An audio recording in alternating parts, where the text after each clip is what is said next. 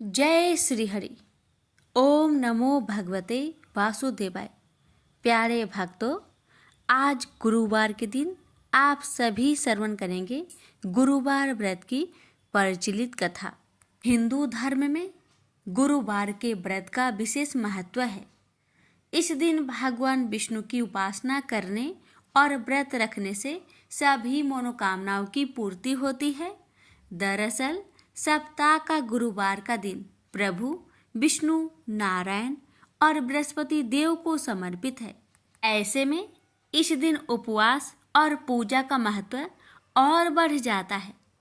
मान्यताओं के मुताबिक गुरुवार का व्रत रखने से विष्णु जी के साथ माता लक्ष्मी की भी कृपा प्राप्त होती है। तो आइए श्रवण करते हैं गुरुवार व्रत कथा। प्राचीन काल की बात है। किसी राज्य में एक बड़ा, प्रतापी और दानी राजा राज्य करता था। वह हर गुरुवार को व्रत रखकर दीन दुखियों की मदद करके पुण्य प्राप्त करता था। परंतु ये बात उसकी रानी को अच्छी नहीं लगती थी। वह न तो व्रत करती थी और न ही दान पुण्य में विश्वास रखती थी। इतना ही नहीं, वह राजा को भी ऐसा करने से मना करती थी। एक समय की बात है। राजा शिकार खेलने के लिए वन में गए। घर पर रानी और दासी थी। उसी समय गुरु बृहस्पति देव साधु का रूप धारण कर राजा के दरवाजे पर भिक्षा मांगने आए। साधु ने जब रानी से भिक्षा मांगी तो वह कहने लगी, हे साधु महाराज, मैं इस दान और पुण्य से तंग आ गई हूँ। आप कोई ऐसा उपाय बताएं जिससे कि सारा धन नष्ट हो जाए और मैं आराम से रह सकूं। इतना सुनकर बृहस्पति देव ने कहा, हे देवी, तुम बड़ी विचित्र हो। संतान और धन से कोई दुखी होता है? अगर अधिक धन है तो उसे शुभ कार्यों में लगाओ, कुंवारी कन्याओं का विवाह कराओ, विद्यालय और बाग बगीचे का निर्माण कराओ, जिससे तुम्हारे दोनों लोग सुधरे। परंतु साधु की इन बातों से रानी को खुशी नहीं हुई। उसने कहा कि मुझे ऐसे धन की आवश्यकता नहीं है जिसे मैं दान दूं और जिसे संभालने में मेरा सारा समय नष्ट हो जाए। तब साधु ने कहा, अगर तुम्हारी ऐसी इच्छा है तो मैं जैसा तुम्हें बताता हूँ तुम वैसा ही करना। गुरुवार के दिन तुम घर को गोबर से लिपना, अपने बालों को पीली मिट्टी से धोना, राजा से हजामत बनाने को कहना, भोजन में मांस मदिरा का प्रयोग करना, कपड़े धोबी के यहाँ धुलने देना। इस प्रकार 7 बृहस्पतिवार करने से तुम्हारा समस्त धन नष्ट हो जाएगा। इतना कहकर साधु के रूप में बृहस्पति देव अंतर्ध्यान हो गए। साधु के अनुसार कई बातों को पूरा करते हुए रानी को केवल 3 बृहस्पतिवार ही बीते थे कि उसकी समस्त धन संपत्ति नष्ट हो गई। भोजन के लिए राजा का परिवार तरसने लगा। तब एक दिन राजा ने रानी से बोला कि हे रानी, तुम यहीं रहो, मैं दूसरे देश को जाता हूँ, क्योंकि यहाँ पर सभी लोग मुझे जानते हैं, इसलिए मैं कोई छोटा कार्य नहीं कर सकता। ऐसा कहकर राजा दूसरे देश चला गया। वहाँ वह जंगल से लकड़ी काट कर लाता और शहर में बेचता। इस तरह वह अपना जीवन व्यतीत करने लगा। इधर राजा के परदेश जाते ही रानी और दासी दुखी रहने लगी। एक बार जब रानी और दासी को 7 दिन तक बिना भोजन के रहना पड़ा। तो रानी ने अपनी दासी से कहा, हे दासी, पासी के नगर में मेरी बहन रहती है, वह बड़ी धनवान है, तो उसके पास जा और कुछ ले आ, ताकि थोड़ी बहुत गुजर बसर हो जाए। दासी रानी की बहन के पास गई। उस दिन गुरुवार था और रानी की बहन उस समय बृहस्पतिवार व्रत की कथा सुन रही थी। दासी ने रानी की बहन को अपनी रानी का संदेश दिया, लेकिन रानी की बड़ी बहन ने कोई उत्तर नहीं दिया। जब दासी को रानी की बहन से कोई उत्तर नहीं मिला तो वह बहुत दुखी हुई और उसे क्रोध भी आया। दासी ने वापस आकर रानी को सारी बात बता दी। ये सुनकर रानी ने अपने भाग्य को कोसा।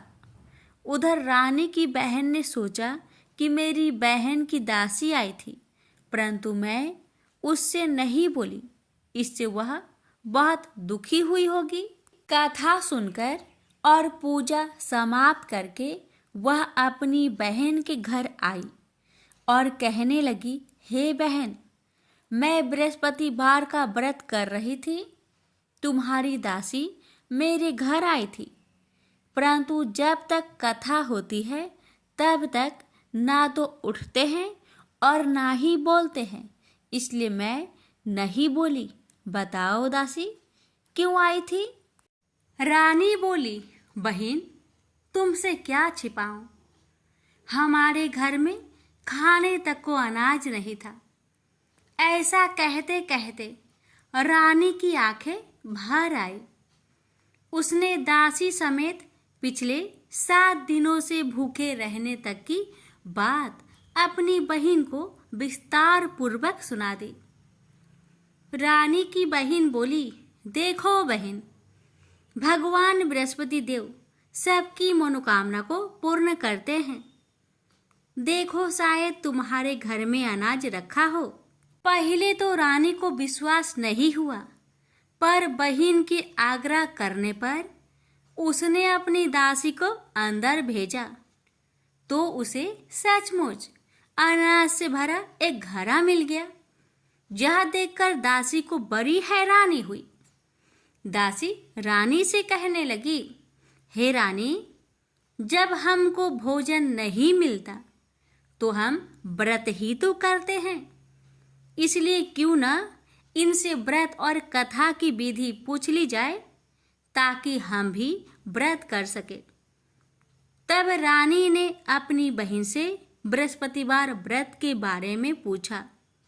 उसकी बहन ने बताया, बृहस्पतिवार के व्रत में चने की दाल और मुनक्का से विष्णु भगवान का केले के जड़ में पूजन करे तथा दीपक जलाए, व्रत कथा सुने और पीला भोजन ही करे। इससे बृहस्पति देव प्रसन्न होते हैं। व्रत और पूजन विधि बताकर रानी की बहन अपने घर लौट आई। 7 दिन के बाद जब गुरुवार आया तो रानी और दासी ने व्रत रखा। घुड़सार में जाकर चना और गुड़ लेकर आई। फिर उससे केले की जड़ तथा विष्णु भगवान का पूजन किया।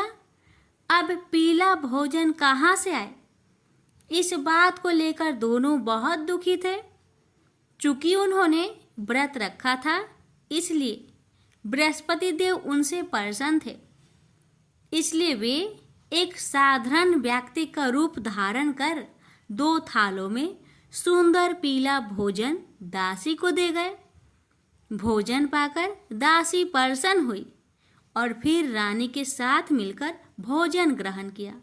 उसके बाद वे सभी गुरुवार को व्रत और पूजन करने लगी।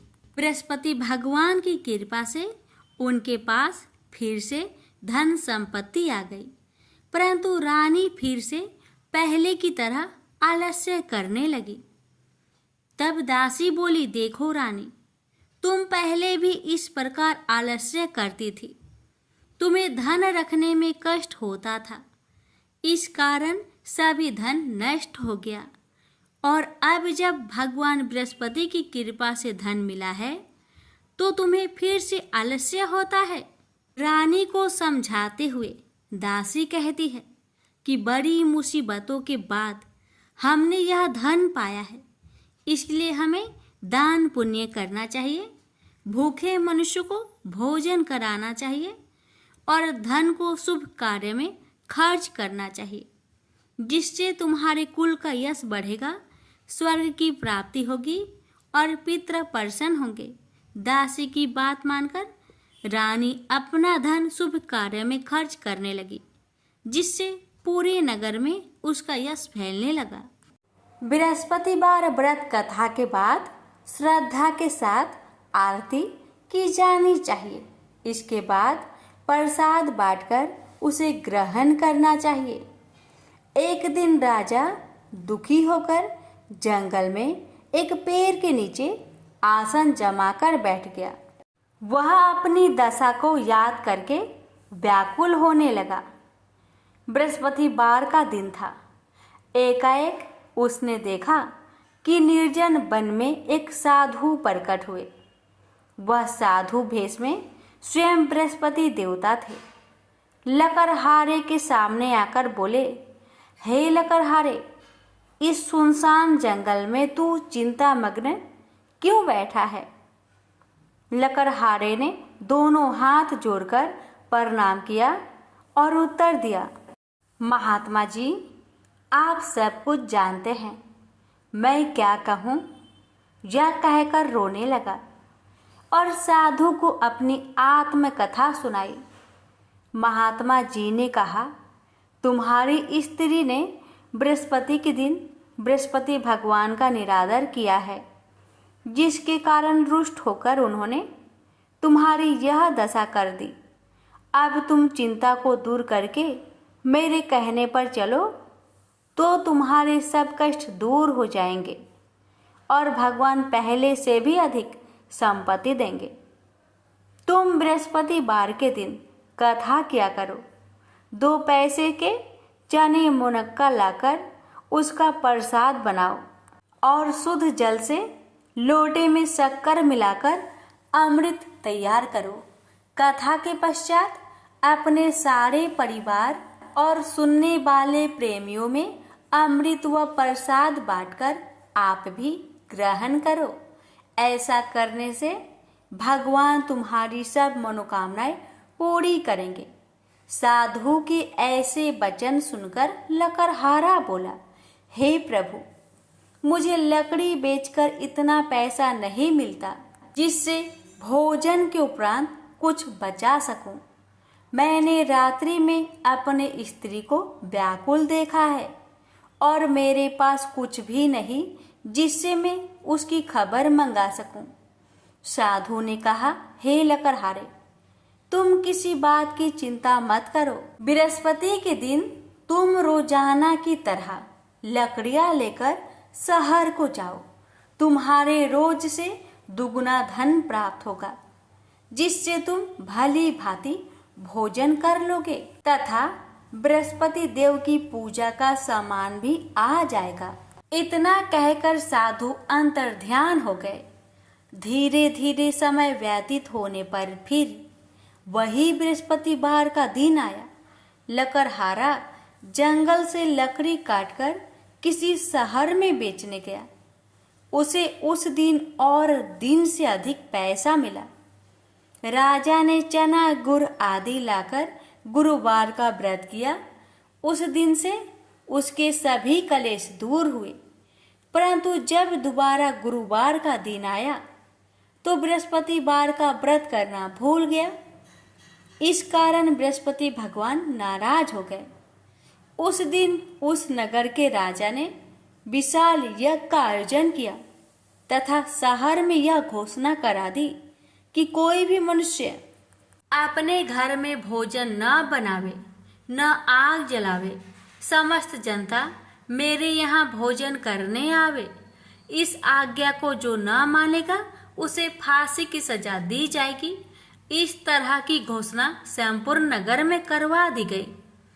राजा की आज्ञा अनुसार शहर के सभी लोग भोजन करने गए, लेकिन लकड़हारा कुछ देर से पहुंचा, इसलिए राजा उसको अपने साथ घर लिवा ले गए और ले जाकर भोजन करा रहे थे। तो रानी की दृष्टि उस खूंटी पर पड़ी जिस पर उसका हार लटका हुआ था। वह वहां पर दिखाई नहीं दिया। रानी ने निश्चय किया कि मेरा हार इस मनुष्य ने चुरा लिया है।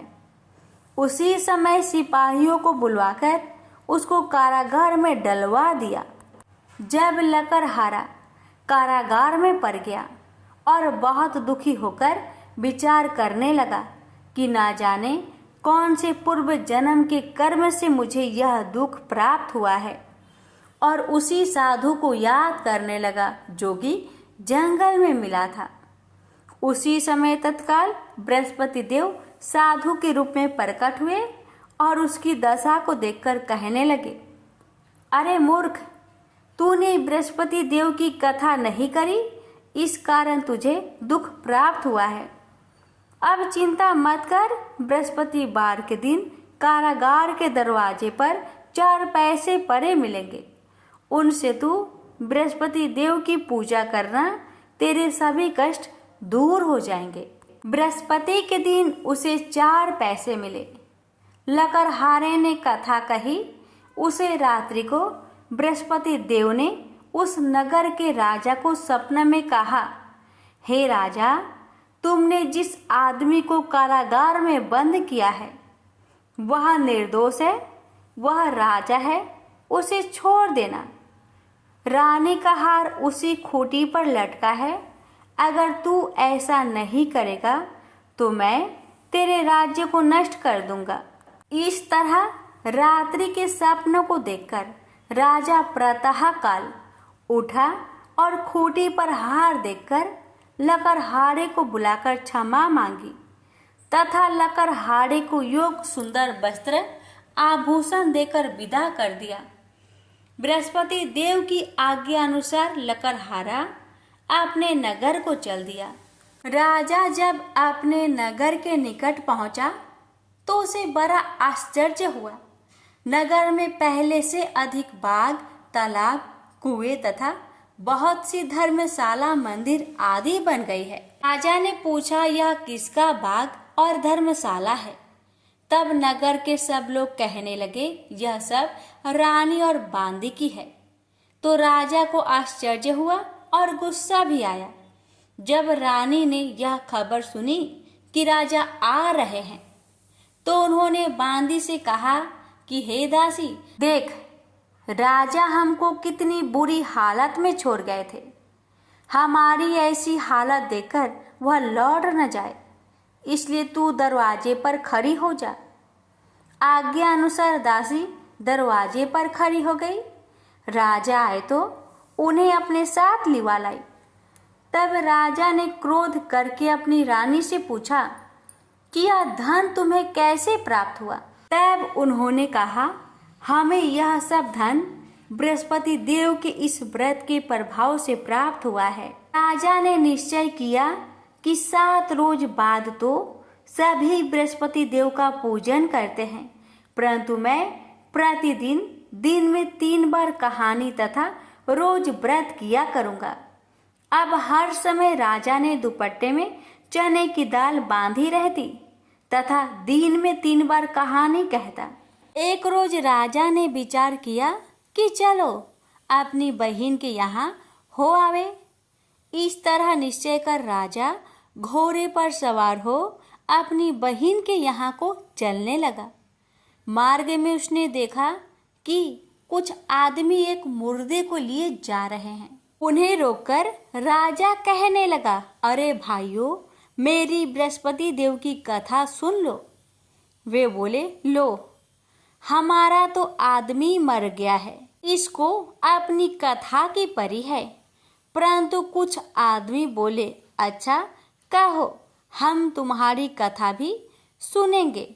राजा ने दाल निकाली और जब कथा आधी हुई थी कि मुर्दा हिलने लग गया, और जब कथा समाप्त हो गई तो राम राम करके मनुष्य उठकर खड़ा हो गया। आगे मार्ग में उसे एक किसान खेत में हल चलाता मिला। राजा ने उसे देख और उससे बोले, अरे भैया, तुम मेरी बृहस्पतिवार की कथा सुन लो। किसान बोला, जब तक मैं तेरी कथा सुनूंगा तब तक 4 हरैया जोत लूंगा। जा अपनी कथा किसी और को सुनाना। इस तरह राजा आगे चलने लगा। राजा के हंसते ही बैल पछाड़ खाकर गिर गए तथा किसान के पेट में बड़ी जोर का दर्द होने लगा। उस समय उसकी माँ रोटी लेकर आई। उसने जब यह देखा तो अपने पुत्र से सब हाल पूछा और बेटे ने भी सभी हाल कह दिया। तो बुढ़िया दौड़ी दौड़ी उस घोड़ सवार के पास गई और उससे बोली कि मैं तेरी कथा सुनूंगी, तू अपनी कथा मेरे खेत पर चलकर ही कहना। राजा ने बुढ़िया के खेत पर जाकर कथा कही। इसके सुनते ही वह बैल उठ खड़ा हुई तथा किसान के पेट का दर्द भी बंद हो गया। राजा अपनी बहन के घर पहुंचा। बहन ने भाई की खूब मेहमानी की। दूसरे रोज प्रातःकाल राजा जागा तो वह देखने लगा कि सब लोग भोजन कर रहे हैं। राजा ने अपनी बहन से कहा, ऐसा कोई मनुष्य है जिसने भोजन नहीं किया हो? मेरी बृहस्पतिवार की कथा सुन ले। बहन बोली, हे भैया, यह देश ऐसा ही है कि पहले यहाँ लोग भोजन करते हैं, बाद में अन्य काम करते हैं। अगर कोई पड़ोस में हो तो देख आऊं।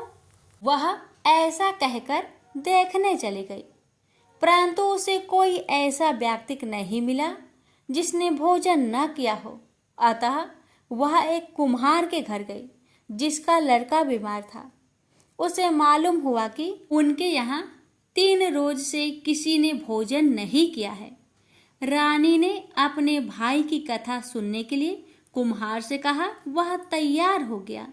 राजा ने जाकर बृहस्पतिवार की कथा कही, जिसको सुनकर उसका लड़का ठीक हो गया। अब तो राजा की प्रशंसा होने लगी। एक रोज राजा ने अपनी बहन से कहा कि हे बहन, हम अपने घर को जाएंगे, तुम भी तैयार हो जाओ। राजा की बहन ने अपनी सास से कहा। सास ने कहा, हाँ चली जा, परंतु अपने लड़कों को मत ले जाना, क्योंकि तेरे भाई के कोई औलाद नहीं है। बहन ने अपने भैया से कहा, हे भैया, मैं तो चलूंगी पर कोई बालक नहीं जाएगा। राजा बोला, जब कोई बालक नहीं चलेगा तब तुम ही क्या करोगी? बड़े दुखी मन से राजा अपने नगर को लौट आया। राजा ने अपनी रानी से कहा, हम निरवंशी है, हमारा मुंह देखने का धर्म नहीं है और कुछ भोजन आदि नहीं किया। रानी बोली, हे प्रभु, बृहस्पति देव ने हमें सब कुछ दिया है, वह हमें औलाद अवश्य देंगे। उसी रात को बृहस्पति देव ने राजा से सपने में कहा, हे राजा, उठ, सभी सोच त्याग दे, तेरी रानी गर्भ से है। राजा को यह बात सुनकर बड़ी खुशी हुई। 9वें महीने में उसके गर्भ से एक सुंदर पुत्र पैदा हुआ। तब राजा बोला, हे रानी, स्त्री बिना भोजन के रह सकती है, पर बिना कहे नहीं रह सकती। जब मेरी बहन आवे तुम उससे कुछ मत कहना। रानी ने सुनकर हाँ कर दिया। जब राजा की बहन ने यह शुभ समाचार सुना तो वह बहुत खुश हुई तथा बधाई लेकर अपने भाई के यहाँ आई। तभी रानी ने कहा, घोड़ा चढ़कर तो नहीं आई, गधा चढ़ी आई। राजा की बहन बोली, भाभी, मैं इस प्रकार न कहती तो तुम्हें औलाद कैसे मिलती? बृहस्पति देव ऐसे ही हैं, जैसी जिसके मन में कामनाएं हैं सभी को पूर्ण करते हैं। जो सदा भावना पूर्वक बृहस्पतिवार का व्रत करता है एवं कथा पढ़ता अथवा सुनता है, दूसरों को सुनाता है, बृहस्पति देव उसकी सभी मनोकामना पूर्ण करते हैं। तो प्रेम से बोलिए, बृहस्पति भगवान की जय हो। अब श्रवण करें बृहस्पतिवार व्रत की आरती। जय बृहस्पति देवा, ओम जय बृहस्पति देवा, छिन छिन भोग लगाऊं कदली फल मेवा। ओम जय बृहस्पति देवा, जय बृहस्पति देवा। तुम पूर्ण परमात्मा, तुम अंतर्यामी, जगत पिता जगदीश्वर, तुम सबके स्वामी। ओम जय बृहस्पति देवा, जय बृहस्पति देवा। चरणामृत निज निर्मल, सब पातक हरता, सकल मनोरथ दायक, कृपा करो भरता। ओम जय बृहस्पति देवा, जय बृहस्पति देवा। तन मन धन अर्पण कर जो जन शरण परे, प्रभु प्रकट तब होकर आकर द्वार खरे। ओम जय बृहस्पति देवा, जय बृहस्पति देवा। दीन दयाल दयानिधि, भक्तन हितकारी, पाप दोष सब हरता, भव बंधन हारी। ओम जय बृहस्पति देवा, जय बृहस्पति देवा। सकल मनोरथे दायके, सब संचय हारो, विषय विकार मिटाओ, संतन सुखकारी। ओम जय बृहस्पति देवा, जय बृहस्पति देवा। जो कोई आरती तेरी प्रेम सहित गावे, जेठानंद आनंद कर सो निश्चय पावे। ओम जय बृहस्पति देवा, जय बृहस्पति देवा। प्रेम से बोलिए बृहस्पति भगवान की जय।